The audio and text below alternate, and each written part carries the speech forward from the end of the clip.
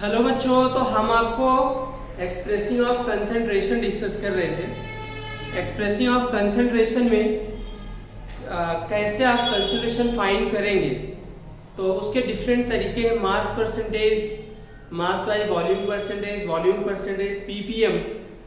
कल मैंने आपको मोल फ्रैक्शन तक पढ़ाया था, तो मोल फ्रैक्शन को मैंने डिफाइन कर दिया था। मेरा भी इससे पहले वाला वीडियो देखेंगे आप लोग, ठीक है ना। तो मोल फ्रैक्शन जो होता है एक्स होता है, जिसे हम क्या बोलते हैं, काई बोलते हैं। और मोल फ्रैक्शन की जो डेफिनेशन है, तो sum of the number of moles of any component. इसकी जो डेफिनेशन है, the ratio of number of moles of any component to the total number of in solution is known as mole fraction. तो जैसे अगर हम बात करें, दो कंपोनेंट है जैसे A and B, let two component है, तो मैंने प्रीवियस क्लास में पढ़ाया था and B, their number of moles n A and B. Okay, तो टोटल नंबर ऑफ मोल्स क्या होगा, टोटल नंबर ऑफ मोल्स क्या हो जाएगा, n A plus n B. ठीक है, अब आपको क्या करना है यहाँ पे, अब आपको ये करना है कि जैसे एक्स ए फाइंड करना है आपको, तो क्या करेंगे, ratio of number of moles of any component. जैसे एक्स ए का फाइंड करना है तो number of moles of component plus n B, और एक्स बी इक्वल टू क्या हो जाएगा, n B upon n A plus n B. ये हमने आपको पिछली क्लास प्रीवियस वीडियो में बताया था। एन क्या होता है, नंबर ऑफ मोल्स। एन क्या होता है, नंबर ऑफ मोल्स। ये क्या होता है, गिवन मास अपॉन मोलर मास। W क्या होता है, गिवन मास, जो भी मास दिया रहता है, अपॉन क्या हो जाएगा, मोलर मास। और हमने आपको यही बात बताई हमेशा कि A क्या होता है, आपका सॉल्वेंट होता है, B क्या होता है, A आपका सॉल्वेंट होता है, B क्या होता है आपका, सल्यूट होता है। B क्या होता है आपका, सल्यूट होता है। ठीक है ना। तो ऐसे करेंगे तो अब इस पर हम आपको न्यूमेरिकल देते हैं, ठीक है ना। जैसे हमने ये कहा, आपको एक क्वेश्चन देते हैं मोल फ्रैक्शन फाइंड करने के लिए। कैसे आप मोल फ्रैक्शन फाइंड करेंगे, जल्दबाजी नहीं करेंगे, बिल्कुल ध्यान से सुनिए। जो बिगिनर्स हैं उनके लिए बहुत ही आसान है, और जो बच्चे ऑलरेडी पढ़ चुके हैं उनके लिए तो बिल्कुल ही आसान है, ठीक है ना। जैसे हमने कहा कि 5.85 ग्राम NaCl dissolve in 54 gram of water, 54 gram of water. Calculate the mole fraction of each component. Calculate the mole fraction of each component. सभी कंपोनेंट के क्या करिए, मोल फ्रैक्शन कैलकुलेट करिए। यहाँ पे गिवन जो है Na का एटॉमिक मास कितना है, 23U, और Cl का कितना होता है, 35.5। ये गिवन रहेगा आपको एग्जाम में। आपको क्या करना, calculate the mole fraction of each component. इसमें दो कंपोनेंट है, एक NaCl है और एक क्या है, वाटर है। ये NaCl कितना है आपका, 5.85 ग्राम, वाटर कितना है, 54 ग्राम। तो लार्जर क्वांटिटी में कौन है, NaCl। तो किसका वर्क करेगा, ये सल्यूट का वर्क करेगा। सल्यूट का मतलब Wb ना, मास ऑफ सल्यूट कितना हो गया आपका, 5.85 ग्राम, ठीक है ना। और दूसरा क्या है आपका, Wa, water, mass of solvent का वर्क करेगा 54 ग्राम। साथ के साथ ये भी लिखते हैं Mb, molar mass of NaCl। तो NaCl का मास 23 प्लस क्या हो जाएगा बताओ, 35.5, तो कितना हो जाएगा, 58.5। और Ma, वाटर का मोलर मास कितना होता है, 2 × 1 प्लस क्या होगा, 16, तो 18 होगा। मोलर मास की यूनिट ग्राम पर मोल होती है बच्चों, आपको यहाँ पे ग्राम पर मोल में लिखना, ठीक है ना, और ये भी ग्राम में। तो क्या करें, Nb निकाल लें, given mass Wb upon Mb, given mass ये क्या है आपका 5.85, और मोलर मास कितना है 58.5। तो क्या हो गया 1/10। 1/10 का मतलब क्या होगा, 0.1 मोल। आ रहा समझ में। और सुनिए, Na क्या हो गया आपका, Wa अपॉन Ma। ऐसे तो गिवन मास कितना है, Wa कितना हो गया बताइए 54 ग्राम है और मोलर मास कितना है 18, तो कितना मोल आ गया आपका 3 मोल आ गया। अब आपको मोल फ्रैक्शन निकालना ना XB। XB के लिए क्या फॉर्मूला बताया था मैंने, NB/NA + NB, ठीक है। तो NB कितना है यहाँ पे 0.1 मोल है ना, और NA कितना है आपका 3 मोल है, फिर NB 0.1 ना कर दिया तो कितना आ गया 0.1/3.1, तो 1 क्या होगा 31। सिमिलरली x से फाइंड कर लो, x से क्या होगा NA/NA + NB। NA कितना आपका 3 और ये क्या है 3 + 0.1, तो क्या हो जाएगा 3/3.1। इसे क्या बोलते हैं 30/31। 30 क्या हो जाएगा 31, ठीक है ना। तो ये देखो sum of mole fraction always 1, मतलब ये आपको आंसर चेक करने का तरीका, sum of mole fraction will be always 1। तो ये आपका हो गया मोल फ्रैक्शन पे क्वेश्चन। बाकी मैं क्वेश्चन आपको अलग से बनाऊंगा इसके लिए, तो फिर उससे आप पढ़िएगा उस वीडियो को। अभी आप अच्छे से छोटे छोटे क्वेश्चंस कर लो। अब इसके बाद है बेटा मोलैलिटी, जो 6th है आपका मोलैलिटी, जो 12th में आपको पढ़ना मोलैलिटी। इसको स्मॉल m से रिप्रेजेंट करते हैं, किससे स्मॉल m से। इसकी डेफिनेशन क्या होती है, the number of moles of solute in per KG of solvent. The number of moles of solute, the number of moles of solute in per kg of solvent is known as क्या होगा molality. Molality equal to क्या होगा बताइए, number of moles of solute upon क्या हो जाएगा मास of solvent, mass of solvent in KG, ठीक है ना। नंबर ऑफ मोल्स को किससे रिप्रेजेंट करते हैं बच्चों, NB से, और मास ऑफ सॉल्वेंट को WA से ना। तो स्मॉल m इक्वल टू क्या लिख सकते हैं NB/WA, ठीक है ना, NB/WA। अच्छा WA किस में है, केजी में, ये थोड़ा ध्यान रखते रहिएगा। अगर बाय द वे इसको हम क्या कर ले, अच्छा ये बताओ बिकॉज NB इक्वल टू क्या होता है बच्चे, number of moles of solute upon क्या होगा given mass upon molar mass ना। तो small m equal to molality होती है आपकी WB अपॉन क्या लिखेंगे NB इनटू WA। WA यहाँ पे क्या है केजी में, तो ये फॉर्मूला हो गया आपका। इससे क्या निकला नंबर ऑफ मोल्स, और ये क्या है आपका मास ऑफ सॉल्वेंट इन केजी। बहुत आसानी से निकल आएगा, ध्यान से पढ़ोगे, ऐसा कुछ टफ नहीं है, थोड़ा सा याद रखना होता है, घबराएंगे नहीं तो हो जाएगा। अच्छा WB/MB इनटू क्या है WA इनटू 1000। अभी 1000 क्या भला आ गई बताओ, इसका मतलब ये मास जो है मास ऑफ सॉल्वेंट ग्राम में दिया रहेगा, तो उसको 1000 से डिवाइड करके क्या करना पड़ता है केजी, क्योंकि हमेशा जो मोलैलिटी डिफाइन होती है ना वो पर केजी ऑफ सॉल्वेंट में डिफाइन होती है। तो इसलिए जो अगर ग्राम में सॉल्वेंट का मास दिया है तो उसको 1000 से डिवाइड करोगे किसमें होगा केजी में कन्वर्ट होगा। तो ये मोलैलिटी की क्या है आपकी डेफिनेशन है, ठीक है। अब इसके बाद ये मोलैलिटी हो गई, यूनिट ऑफ मोलैलिटी क्या करना है आपको, यूनिट ऑफ मोलैलिटी। उस मोलैलिटी के बारे में और देख लेते हैं।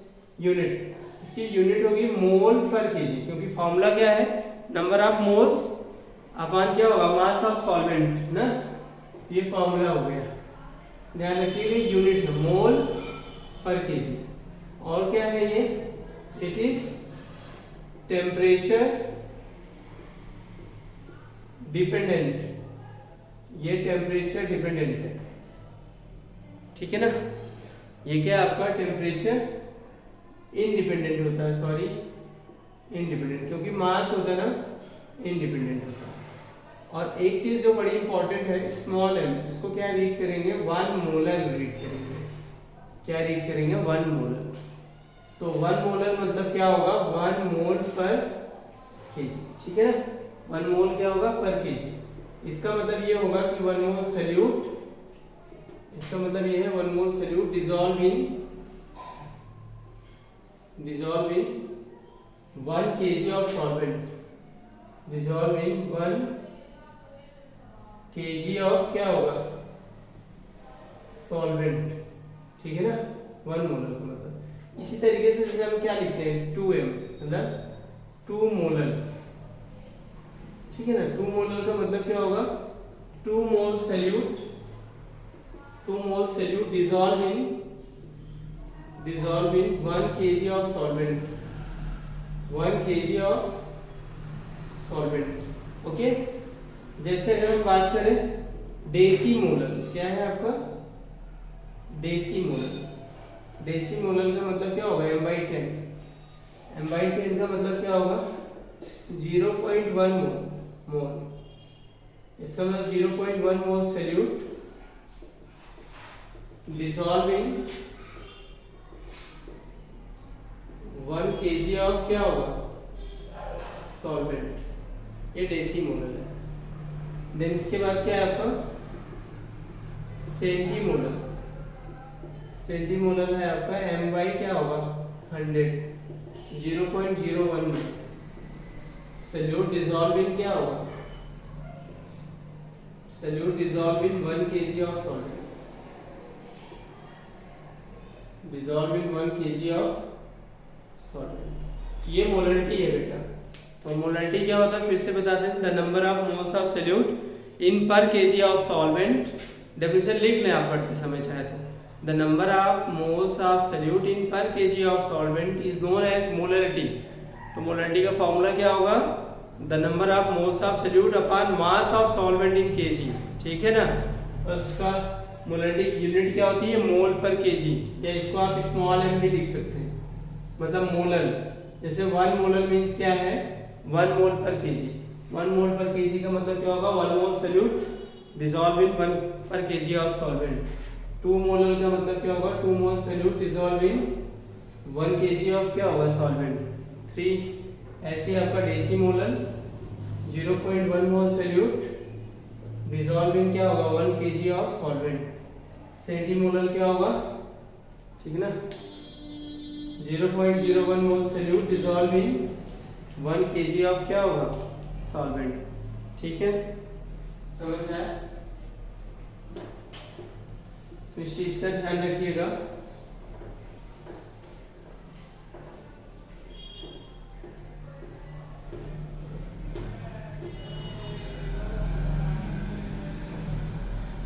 इसका आप लोग ध्यान रखिएगा। देन इसके बाद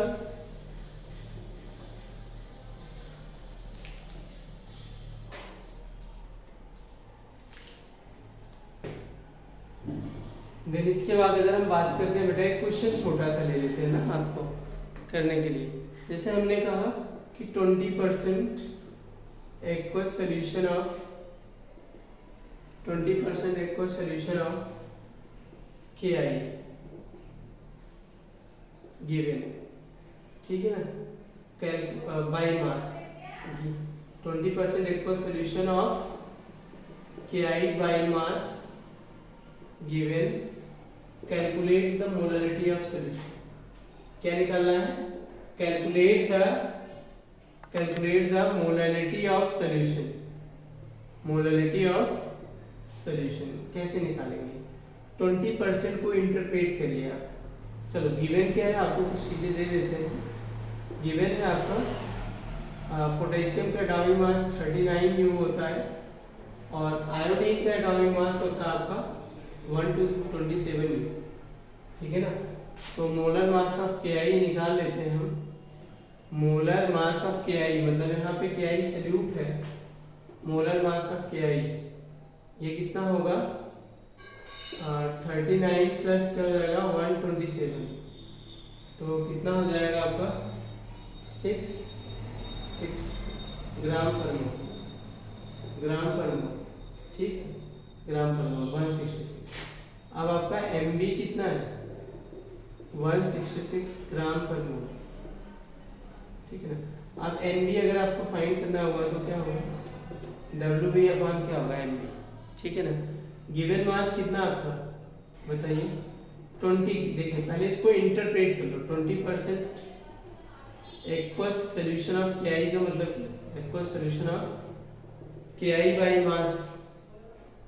मास इसका मतलब ये है कि 20 ग्राम KI, ध्यान रखिएगा, इन क्या होगा 80 ग्राम ऑफ वाटर, इसका मतलब ये होगा। तो दो चीजें पता लग गई, क्या ये आपको WB पता लग गया, मास ऑफ सॉल्यूट, और क्या पता लग गया आपको, पता लग गया मास ऑफ सॉल्वेंट। क्या होगा, मास ऑफ सॉल्वेंट। अब हम क्या करें, मोलरिटी का फॉर्मूला क्या होता है, आपको पहले पीछे बताया गया था ना। मास ऑफ सॉल्वेंट किसमें है, 80 ग्राम है, तो ये वाला फॉर्मूला लगा दो, WB इंटू 1000 अपन क्या होगा MB इंटू WA। देखो आपको WB गिवन है 20 ग्राम, 20 इंटू क्या हो जाएगा 1000। MB आपको देखो मोलर मास मैंने पहले नहीं था कितना 166, और ये आपका क्या है WA 80। बस इसको सॉल्व कर लो, मोलर आंसर आ जाएगा, ठीक है ना। एक क्वेश्चन और है आपके NCERT का इंडेक्स क्वेश्चन मोलरिटी का, ठीक है ना। तो डायरेक्ट होता है, आप इस तरीके से सॉल्व करिए तो ठीक रहेगा। उसके बाद मैं आपको पढ़ा देता हूँ मोलरिटी, फिर हम मोलरिटी पे कुछ क्वेश्चन भी कर लेंगे अगले वीडियो में। ये आपका मोलरिटी है, मोलरिटी को कैपिटल M से रिप्रेजेंट करते हैं। इसकी डेफिनेशन क्या है, दोनों में बहुत बेसिक डिफरेंस है, ध्यान रखिएगा। The number of moles of solute in per litre of solution, the number of moles of solute in per litre of solution is known as molarity. Molarity क्या होता है, the number of moles of solute in per KG of solvent. बच्चे यहाँ confuse होते हैं, पर KG of solution लिख देते हैं, तो आप ऐसी गड़बड़ी मत करना। मोलरिटी में क्या होगा, number of moles of solute in per litre of क्या होगा सोल्यूशन। तो मोलरिटी की डेफिनेशन लिख लीजिए धीरे धीरे। The number of, definition exam में आती है बेटा, the number of moles of solute in per litre of solution, in per litre of solution called क्या होगा, मोलरिटी। तो molarity equal to the formula क्या लिखूं, number of moles of solute, number of moles of solute upon volume of solution in litre, upon volume of solution in litre. Number of moles of solute upon क्या हो जाएगा, volume of solution in litre, ठीक है। Number of moles of solute क्या है आपका NB है, और ये क्या है आपका V है, ठीक है, वॉल्यूम ऑफ सोल्यूशन। आपको पता है मोलरिटी इक्वल टू क्या होता है, NB पता है ना, NB इंटू V, ये लीटर में होना चाहिए, ध्यान रखिए।